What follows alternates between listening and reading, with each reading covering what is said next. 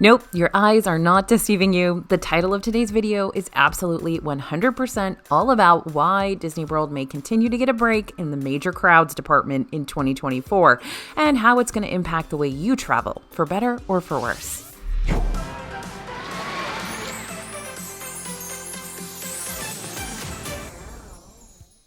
Hey everybody, it's AJ for Disney Food Blog. Today's topic is an interesting one. As it turns out, Disney World may not necessarily be the hip happening vacation destination it once was once next year rolls around. In today's video, here's what we're setting out to accomplish. First, we're going to look at current Disney World and Orlando trends to help us predict what's going to happen in 2024. Second, we're going to track down what vacation destinations might be stealing away those Disney World crowds. 3, we're going to see how the economy as a whole may play into decreased travel. And 4, we're going to point it all the way back to you. Yep, you, so that you can see how these travel trends are going to directly impact your future vacations to Disney World and beyond. Now, remember that although we'll be using a few different reliable sources throughout today's video to help build our case, this is still a video focused on 2024 crowd predictions and hypotheticals rather than guarantees. And Disney World is still Disney World. There will still be people there. When 2024 does kick off, we'll continue to keep you updated on what we're actually seeing in the parks in real time, which you can follow along with by subscribing to our YouTube channel here, as well as our free DFB newsletter, which I can link for you down in the description. Okay, so the 2023 reports are in. There's no better place to start finding out about the future of Disney World's parks than pulling straight from the current. During Disney's third quarter earnings report in 2023, we learned that attendance in the domestic parks has finally pushed past that peak revenge traveling season that we were seeing throughout the second half of 2021 and in 2022. That hit us like a lightning bolt after pandemic restrictions started to lift. But Disney World didn't just plateau in attendance, it decreased. But why did this attendance decrease start happening? Well, multiple reasons. First, Disney Vacation Club, aka Disney's version of a timeshare program, had lower sales. 2, many guests chose to cruise with Disney rather than visit the parks, which could be the direct result of how much energy Disney's put into its mega ships lately. This could continue to be a factor throughout 2024 since Disney's getting ready to open up their new private island destination, Lookout Key at Lighthouse Point, next summer, and the newest cruise ship, the Disney Treasure, is coming in at the end of 2024. Reason 3, many folks felt outpriced after more waves of price increases hit, even though CEO Bob Iger had previously promised guests at the beginning of the year that the parks were working to address these concerns to provide more flexibility for the consumer. But according to the Q3 report, that those increased prices were helping to offset the accelerated depreciation of Star Wars Galactic Star Cruiser, which shut its doors at the end of September after only being open for a little over a year. Reason 4, it seems the resorts weren't nearly as well occupied as they'd been in the past either. While there wasn't a direct correlation to why that might have been aside from guest attendance just being down in general,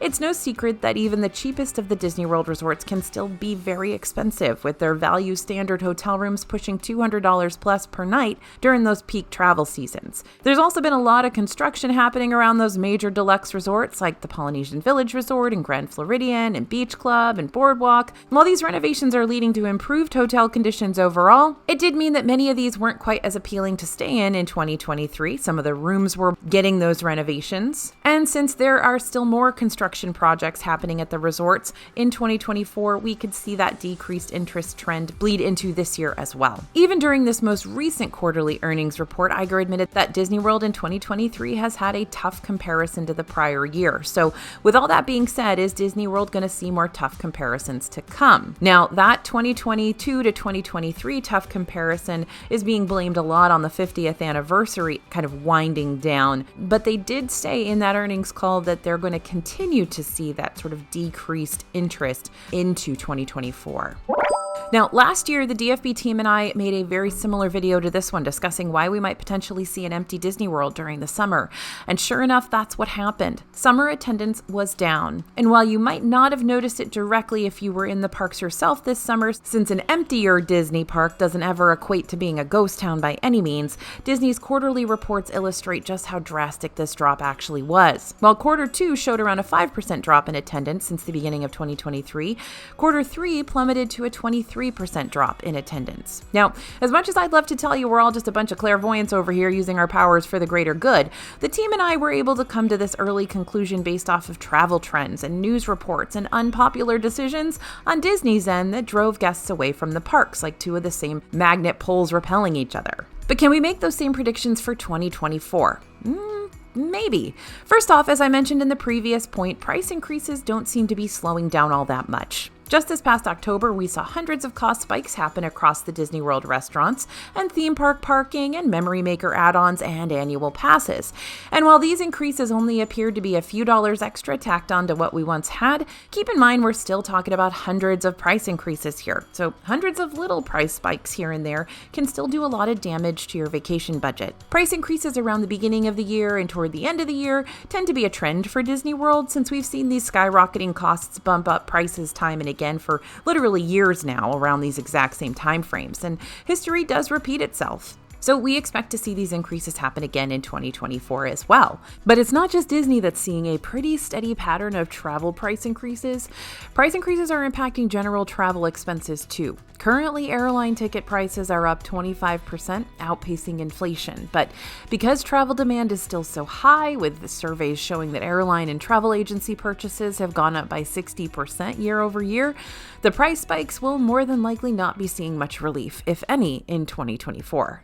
Again, resort construction is going to continue to be pretty heavy for certain hotels as remodels are continuing to take place, so the appeal of staying at resorts like the Polynesian Village Resort or even Disney's Fort Wilderness Cabins, which will be receiving a big upgrade in 2024, will be a little bit less appealing during that construction. As far as the construction inside the theme parks go, Epcot's finally going to be finishing up its extended transformation by the end of 2023, so no more Walcott. However, the majority of Frontierland over in Magic Kingdom is going to be torn apart throughout 2024 as Imagineers work to update the classic Country Bears show and reimagine the former Splash Mountain into Tiana's Bayou Adventure. Meanwhile, other projects like replacing Dinoland USA and Animal Kingdom, expanding Magic Kingdom beyond Big Thunder Mountain Railroad, and redesigning Test Track in Epcot, along with several other projects announced during this year's Destination D23 convention, are still up in the air when it comes to when they're going to start their big transformations. And that could put guests on the fence about visiting as well, since guests may not want to visit the parks before these predicted transformations take place and miss out on all the new stuff. In general, planning a trip to Disney World could be the calm before the Imagineering storm, which may be appealing for some who are looking for fewer crowds, but not as appealing for others who don't want to invest in their once every 4 or 5 years Disney World trip that doesn't generate jealousy and FOMO among their social media followers. People might not be traveling to Orlando in general. But let's not just throw Disney World under the bus here. Tourism to Orlando in general decreased during the summer as well and could still see declining numbers throughout 2024. In an interview with CNBC, Bob Iger admitted that the end of revenge travel has had a lot to do with Orlando's decrease in tourism lately, stating that Florida opened up early during COVID and created huge demand and didn't have competition because there were a number of other places and states that were not open yet. So if you look at the numbers in Florida in 2023 versus 2022, where not as much was open and Florida was the only game in town, there's a lot more competition today. And it's not just Bob Iger who recognized this trend. Dana Young, president and CEO of the Visit Florida Tourism Marketing Agency, also addressed the decrease in attendance just this past summer, recognizing that fewer people visited Florida during the second quarter of 2023 than they did in the same period the previous year. Much like Iger, she mentioned that a large portion of this decrease was due to the increased competition from other states and countries that shut down longer than Florida during the pandemic. So, while naturally Florida's attendance is going to go down as revenge traveling goes down along with it, that giant tourism decrease that we're seeing right now has a lot to do with just how packed Orlando was when businesses were just starting to open back up after the COVID-19 shutdowns. So, yep, those numbers are going to be skewed here. That being said, Florida is remaining optimistic about 2024, especially with their current rise in international visitors. In a Visit Florida report released at the end of the summer, Florida saw a 21% increase in travelers from overseas and an 81% increase in Canadian visitation during the first 2 quarters of 2023. However, there was a 1% decrease in domestic travel to the state. Young mentioned that while other states have finally opened their doors to domestic visitors, Florida is again leading in international visitors.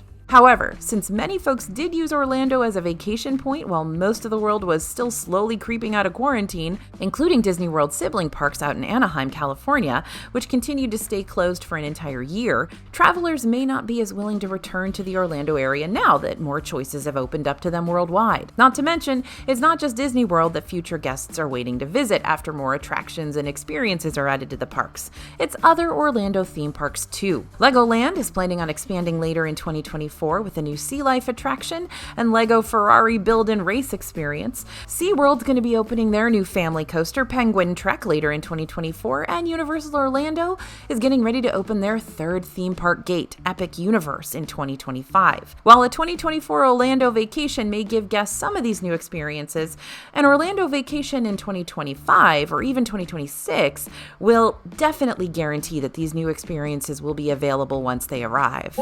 Now, let's talk about those travel dupes that are all the rage. This year, new travel terminology hit the scene and is completely transforming the way vacationers are planning their future trips. That's travel dupes. In short, travel dupes are cheaper alternatives for more expensive destinations. This can help save travelers on flights and hotels and dining and activities in general, while still scoring a much-needed getaway at a fun location. According to Expedia, their top 2024 destinations of the year are mainly destination dupes, which have all experienced a notable uptick in searches over the past year. These searches include places that are a little unexpected, sometimes more affordable, and every bit as delightful as the tried and true destinations travelers love, according to Expedia. So what can be deemed as a travel dupe destination? Basically anything off the beaten path that's considered as a hidden gem instead of an oversaturated tourism spot that still gives you that same sort of dream getaway appeal at a more reasonable price point. For instance, instead of buying tickets to Epcot, you may want to visit one or two of those small towns closer to you that have that same sort of international appeal, like how Solvang, California has that Northern European vibe, or Helen, Georgia takes its inspiration from those small villages out in Germany. Looking for a tropical getaway without spending thousands over at Disney's Polynesian Village, you may be better off booking a reliable Airbnb in a coastal town. And the theme park vibe as a whole could be satisfied by visiting a local state fair a few states over. Sure, it may not have the over-the-top immersion like the theme parks have, but you're still going to find rides and unique food and culture at a potentially much cheaper price point. Now, it's not just Disney World price increases that potential travelers have to be on high alert for. It's the economy in general. It seems as if the potential of a U.S. recession is still looming greatly over the states. It's been here looming for a couple of years now, but it hasn't quite taken hold. Experts still remain finicky over what's going to happen. Will the proverbial top keep spinning or eventually fall? Thanks to this unpredictability, some folks might be wary of booking a major trip when the economy is kind of teetering in a drastic way. According to the strategists over at JP Morgan Asset Management, it seems the risk of a U.S. recession has been delayed rather than diminished as the impact of higher rates feeds through into the economy. So while we didn't fall into a recession in 2023, the possibility of it happening in 2024 is still on the table. Not only that, but student loan payments also started back up this year. Since the pandemic, those loan payments have been temporarily postponed to help provide households with some financial relief in the midst of furloughed and lost jobs. However, these payments have now been reinstated, which means another good chunk of money is going to be taken out of families' accounts on a monthly basis if they have those repayments. According to Business Insider, 21% of respondents in a collaborative study conducted alongside the travel company Going stated that they did indeed have student loans to worry about again. And of those respondents, about 2/3, 63%, said monthly payments would affect how they travel next year. More specifically, just to throw a few more numbers at you, 38% said they'd have to be more budget conscious during any upcoming trips, and 17% said they'd have to take fewer trips than they used to. Now, if, and this is a big if we're talking about here, people are trying to cut down on spending due to these financial concerns, they may choose not to vacation at all for a while, or very least, opt for vacations that are cheaper than Disney World can offer. Hence why travel dupes are more important to travelers than ever before. And it might be time to search for some peace in the chaos. There's no point in denying it. Disney World is not a relaxing vacation destination. Not saying it can't be, because Disney World has tons of ways for you to relax and unwind.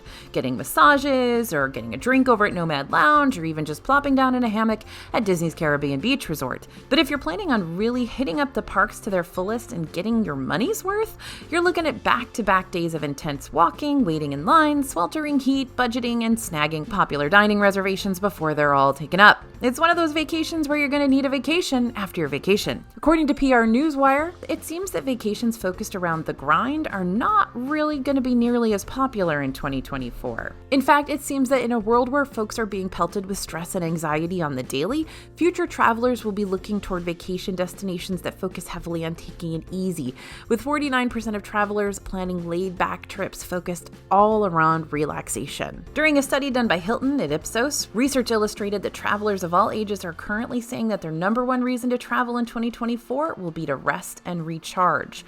This means vacation destinations like beach retreats, mountain hikes, or even extended train rides through scenic areas could take precedence over theme park destinations in general, where adrenaline is spiked all day long and family tensions can be at an all-time high. So what does this mean for you? Short and simple, Disney wants you back.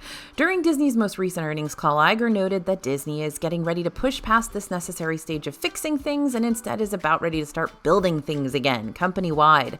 This referred to not only the struggles the company has run into over their streaming department these past few years, but also the theme parks. Disney's taking leaps and bounds to increase interest in its parks again because it's a profitable part of the company. That's why we keep getting teased with new lands and remodeled rides and reimagined shows. But it's not just the new stuff Disney's hitting us with lately, because the potential of the parks isn't going to be enough to get guests flooding back to them right now. Disney's also been pushing more discount opportunities for its park tickets and hotels and vacation packages to give some sort of expense relief despite increased costs all around, which you'll be able to find on the special offers, deals, and discounts page on the Disney World website. Plus, Disney's going to be bringing back more pre-pandemic things starting January 9th that guests have been begging and pleading to see again, like the Disney dining plan and the return of normal park hopping capabilities without the 2 p.m. rule in place. Plus, they're getting rid of park pass reservations for the most part, so folks don't have to stress about saving their spots in the parks ahead of time, and they can add a little more spontaneity to their Disney World trips again.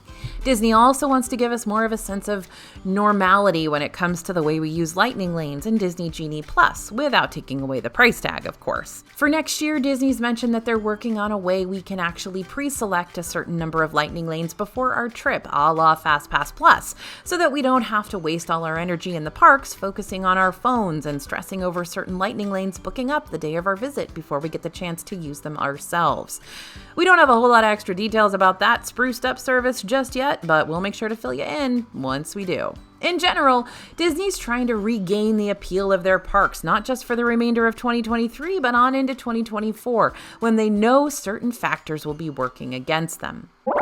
So, is the promise of new entertainment and returned experiences and increased park discounts going to be enough to regain that park appeal again? I can't speak for everyone as a whole, but who knows, it may still be enough for you. After all, with fewer people potentially in the parks, plus more opportunities to save, plus increased planning convenience, that could equal the conditions you were waiting on before you felt comfortable enough to take your whole family to Disney World again. Even if you're just mulling things over, the DFB team and I are here to help you make that final decision one way or the other, with future park updates, cost-saving strategies, and overall recommendations for 2024. You know, we're in the parks every single day. We're giving you the reality of what's going on there. We're letting you know the mistakes we're making so that you don't make those too. Thanks for listening, everyone, and thanks for watching. As always, this is AJ for Disney Food Blog, and we'll see you real soon.